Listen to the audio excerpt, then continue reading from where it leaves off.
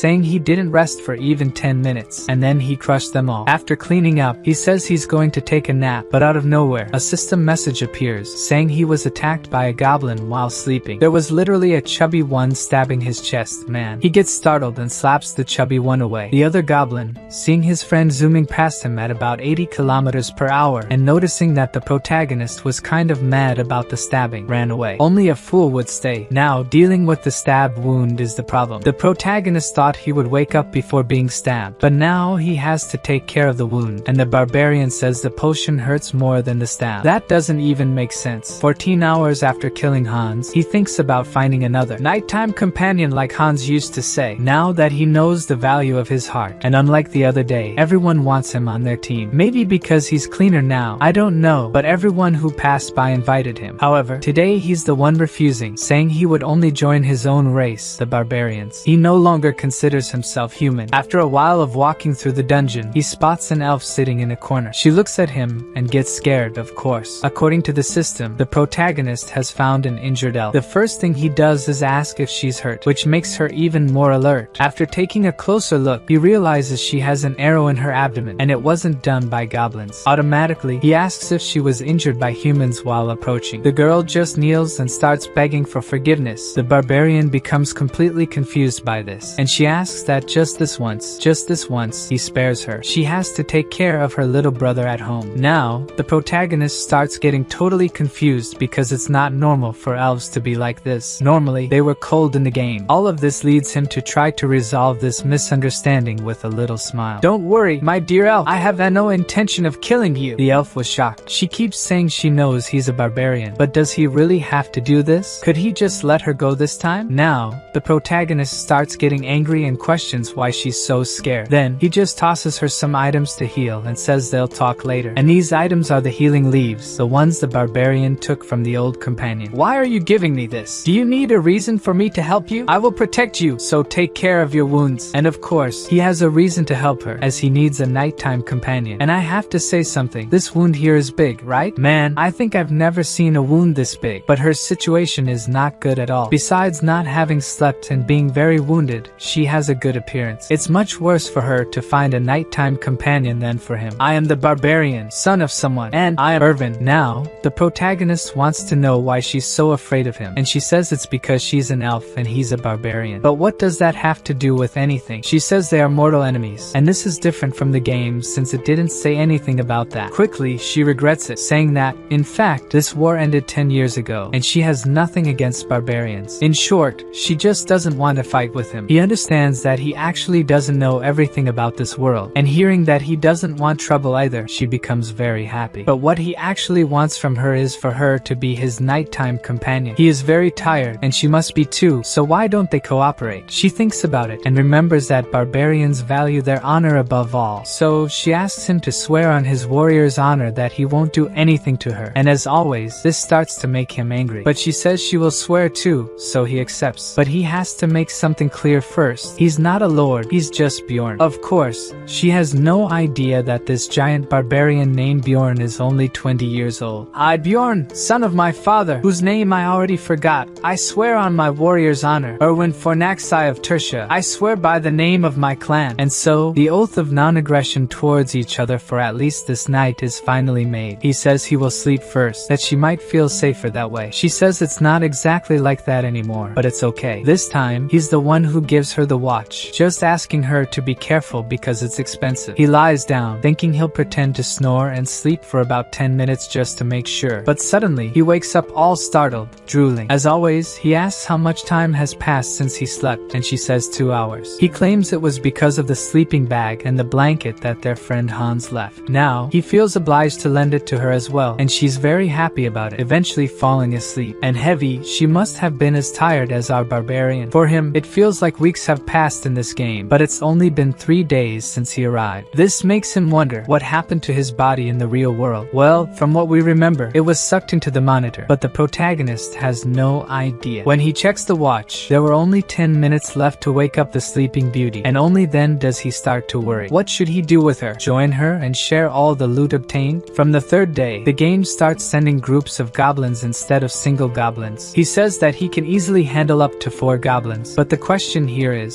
safety to sleep or more magic stones? The problem continues to be sleep. Then, out of nowhere, he spots 2 humans coming in his direction. They are already whispering if that isn't the elf they were looking for, and the other says yes, it is her. The blonde comes up to him and asks about his relationship with the elf. He's a bit grumpy but still friendly, saying they are nighttime companions. However, when When the blonde asks when he goes away and leave her alone, he gets completely furious and says he won't even answer. This makes the guys tremble, but he says he understands and tells them to leave. Did he understand that he was going to be sliced? The barbarian understands that she is being sought, and now it's time to wake her up. But she's all sly, asks him to wait 5 more minutes while pulling the blanket. You know who got nervous? He calls her again, and she just complains. This makes him understand that she was pretending to be asleep. Earlier, the blanket was loose, and now she's holding it. Suddenly, she feels a pull. The protagonist just pulled her and sat her down like a child. This guy is truly a barbarian. He wants to know right away why she was pretending to be asleep, and she, all sad, says that if she got up, he would abandon her and leave. In the protagonist's mind, this is strange. It's strange that she's worried about this. So, he thinks that when she opens her eyes, their deal will be over. However, before that, he asks what she has to do with those two, and she asserts that absolutely nothing. It doesn't make sense for them to recognize her like that, and she assumes they are from the same clan as the man who tried to hurt her. At least the symbol on their clothes was from the clan called ﷺ. Right away, he understands that it's dangerous to get involved with her since an entire clan is pursuing her. But looking at her, and knowing that she is only 20 years old, just like him, he tells her to follow him so they can talk while they walk. Go for it, protagonist. I want the beautiful elf on the team. She asks if he will help her, but he says he wants to hear the whole story first, which excites the elf. Now he listens to her story. She encountered the man on the first day inside the labyrinth, and they became nighttime companions. However, she felt something strange and ended up opening her eyes. What she saw was the man coming at her with his hand in a strange place, telling her she should sleep a little more. She only found out later that this guy is the manager of a clan that does business on the first floor. Well, for me, I already need to start making my list of people the protagonist has to kill in this story, and for now, I have only 2 people. At the top of the list is this scumbag who attacked the elf. In second place is that miserable cleric who didn't heal the protagonist. For now, let's leave our list like this. Back to the elf. She says she managed to escape that day, but his clan keeps pursuing her. That's how she ended up with an arrow in her abdomen. Now the protagonist wants to know how they can track her, and it seems they use message stones to continue chasing her. Message stones are a mystical device that allows communication when synchronized before use, with a range of about 300 meters. It's like a walkie-talkie, and he realizes that if he leaves her alone, she will be captured. But it doesn't seem like she did anything wrong, so why so much insistence from them? Is it just to shut her up? She says it's not like that, and all blushing, she says that when she was running away for the first time, she threw her knife, and it happened that it seems she hit in a terrible place. In a terrible place, if you mean. There, you know, I heard it got really ugly. He couldn't even put it back with potions. Yeah, that's more than enough reason for them to pursue you. She apologizes shyly for that, but it was simply karma for the guy, right? Suddenly, she feels a strange sensation and tells Bjorn not to look back. They are being followed. There's a group behind them at a distance of 150 meters. The protagonist is impressed with her precision, and this must be the passive ability of the elves. The protagonist says they will pick up the pace and asks if everything is okay for her. She says yes, but he knows that her wound has reopened. However, she didn't complain. This strong little elf, I didn't like it. I loved it. But even though they are accelerating, the distance between them has not decreased, so the protagonist starts thinking of a plan. She notices that he is very pensive, asking if everything is okay, but he only asks what she is good at. Proudly, she says she is good at washing clothes and cleaning the house, which cools down the barbarian strategy atmosphere. I'm talking about combat, crazy girl. She says she's good with bows, with spiritual fire magic, and the protagonist realizes that this is the rarest element. But he wants to know if she has ever killed someone before. She says no, but claims that if needed, she can. The protagonist says he understands and asks if she wouldn't like to become his companion until they leave the labyrinth. But then I'll get the rewards. And me? Me? What about me? I get nothing? Okay, then I'll take 9, and you take 1. I won't accept complaints. Surprisingly, she agrees to the deal, now being only 100 meters away from the enemy. The protagonist decides to change the plan. They will take a detour and ask Sᴜʀᴠ to summon the fire spirit, which she does, of course. The protagonist didn't expect to return to this place. The elf warns that the enemies are closer, and Bjorn asks her to cancel her summoning. Suddenly, they become visible. The protagonist knew that these guys have good tracking techniques to enter the darkness, so he calls our favorite elf and tells her to shoot to take down the enemies. She pulls her bow in this beautiful archer pose and with a cold look, shoots her arrow towards the opponent, hitting him right on the head. She thinks she just got her first kill, and the protagonist praises her, saying that if she had hesitated, they could be in danger now. Now, approaching the body. Sᴜʀᴠ, can you hear me? Sᴜʀᴠ, respond. Damn, we lost lost contact with Sᴜʀᴠ. He was chasing that girl and the barbarian. Everyone listening to this transmission now, gather in the Goblin District. The guy who came after Bjorn and the elf was named Sᴜʀᴠ. After checking Sᴜʀᴠ's items,